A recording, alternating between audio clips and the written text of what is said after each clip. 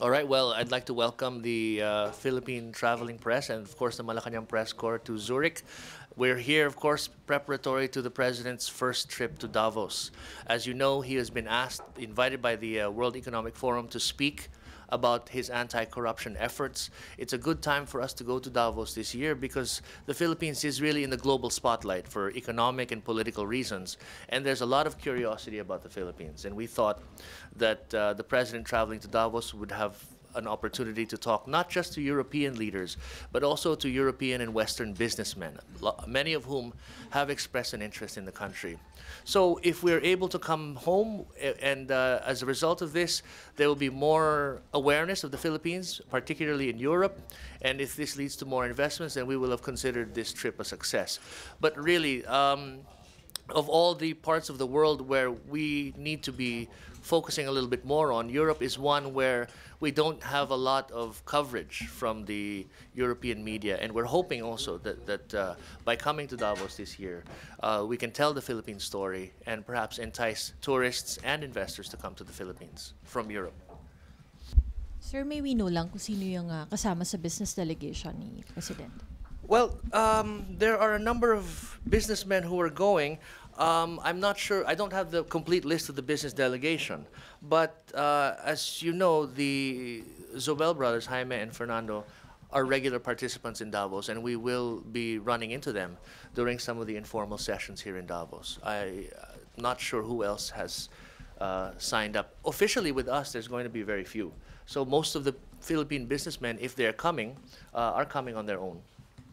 Presentation. Well, I don't want to preempt the president, but he will be speaking on Philippine efforts to combat corruption and how that has contributed to the economic growth and the interest that we're seeing so far.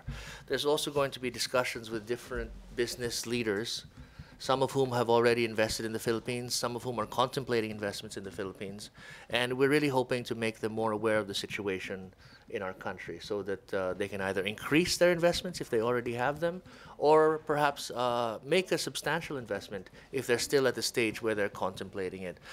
The investments are important because we really want to create more jobs. You know, we're doing a lot of interventions to help the poor, as you know. It's part of our program from day one. But to make all of this sustainable, even beyond 2016, we really need to make sure that investors come in and create jobs. And so that's one of the big priorities of the president in coming to Davos. Sir, can you give us some talking points of the president meeting with IMF Director Christine Lagarde tomorrow? Well, one of the things that we want to do here is this is a gathering of people like Christine Lagarde, leaders of Europe, economic, business leaders, and it's going to be a chance for us to also pick their brains. What do they think is going to be the outlook for the economy this coming year and perhaps even beyond? There is the continuing issue of the U.S. Budget problem remains, and we will be seeing that come up. How is that going to affect global economic growth? In Europe, different countries are also facing their own issues. In Italy, there are going to be elections. So all of these people who are directly involved in this will be able to give us their insights. Ms. Lagarde, being the head of the IMF, would certainly have some insights which we think would be helpful. Volkswagen interested in expanding its operations in the Philippines. That's why they're meeting with the president here. Well, Marie, they're interested in reestablishing their operations. As you know, for a while, I think about 10 years ago or so, there was a retail operation where you could buy their cars, but that closed down. And I think it's already been announced in the local media that that Volkswagen is going to come in partnership with Ayala, and they will begin to market their vehicles to the Philippine market. Beyond that, we're hoping that this is going to be a first step to what we hope will be more investments in the Philippines by Volkswagen and by other European companies. Parang investment deal na may uwi ni Presidente. Mahirap sabihin exactly kung magkano, no? Because we're not signing any agreements. No, this is really more of a chance for us to get to know some of the people who are thinking of investing in the Philippines. So this is not a deal where well, this is not a trip where we're going to expect a lot of signed deals. This is a trip where we're going to basically be introducing the Philippines to many European investors and telling them what opportunities are there. We do hope that down the road that this trip will lead to investments. Do you think it's possible for that to happen this year? Yeah, I think it is. The president always likes to say, and Cesar Purisima will acknowledge this, that in the debt markets we're already being priced at investment grade. So a formal investment grade rating by the major ratings agencies would make it even better for us, make it even easier for us to tap the international capital markets. So we're hopeful that given the continuing pace of reforms, that we can get an upgrade in the near future. Schwab, Yes. can you give us an insight or detail of what they're going to talk about? Well, it's an informal discussion. I'm not sure exactly what will be the outcome, and I wouldn't want to preempt what the president might say. If there is anything that comes out of the meeting with Mr. Schwab, then I will report that to you at a later and at our next briefing. But normally, when it's your first time to come to Davos, as it is President Aquino's, there is at least hello, getting to know you with Mr. Schwab, who heads the World Economic Forum. So it's really an introduction, a personal introduction.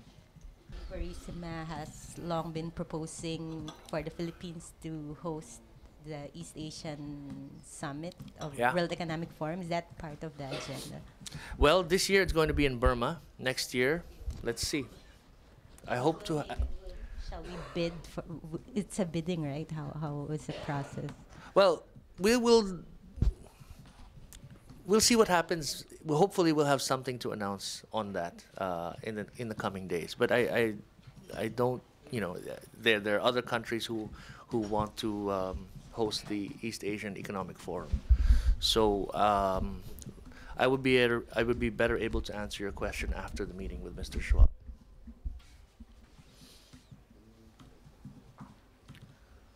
On the infrastructure pipeline, do you expect to attract some big European investors to participate in our? Well, we certainly are hoping.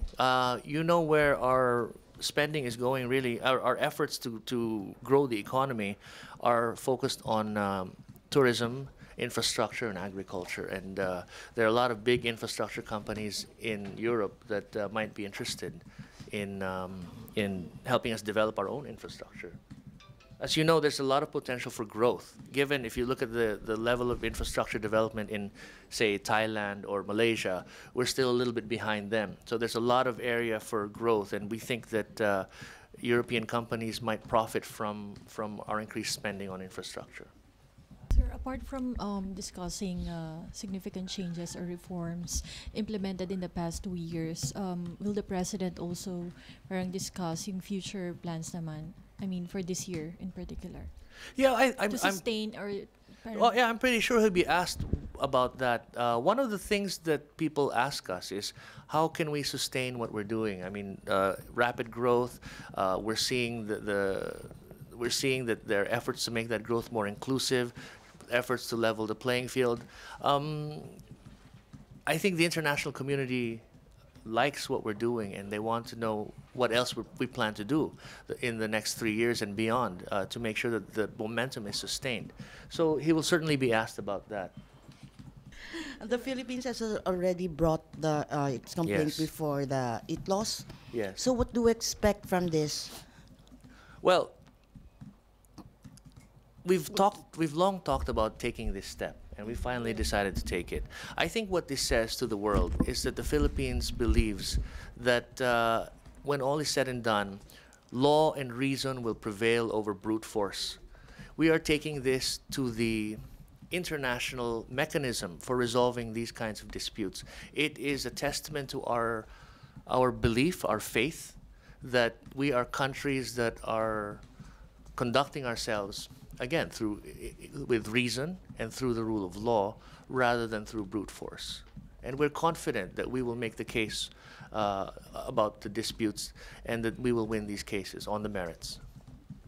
Whether or not we get support from different countries, I think they'll want to know what we're doing. And I think at the end of the day, this is going to be a legal argument. So it's more important that we make the right arguments to the arbitration committee than it is to get, say, political support. But certainly, the international community seems to support our positions, particularly with regard to Scarborough Shoal and Reed Bank, which have long been considered territories belonging to the Philippines. Are we prepared for any, backlash from China? At the same time that we're taking this to arbitration, we're also telling China that we want a rules-based system to be able to resolve it. Again, going to the courts means strengthening that mechanism of the rules of law, and we think that it would be good for everybody who has an interest in the South China Sea to watch and to participate in this. So we encourage China to participate in this process. Morning, Secretary. Danny, hi. Yeah. When you say international community supporting virtually our position in the Scarborough Shoal, do you have a head count? Because so many countries. No, Would I don't. you say talagang how many? I don't have a head count, but what I'm saying is this. Every country that says that they support freedom of navigation in these waters, that they support a rules-based mechanism for resolving disputes, is saying that they support our position.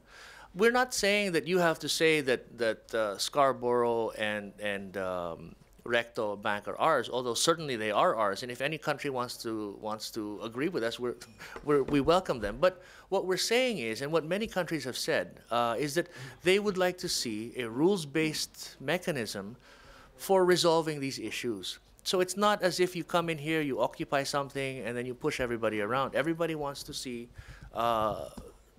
these disputes resolved in an orderly, peaceful, and legal manner. And anyone who says that basically is supporting the position of the Philippines.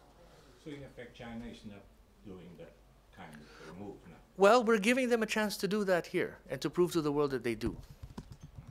So we're hoping that that they can participate in this legal and peaceful and orderly resolution, this mechanism for an orderly resolution.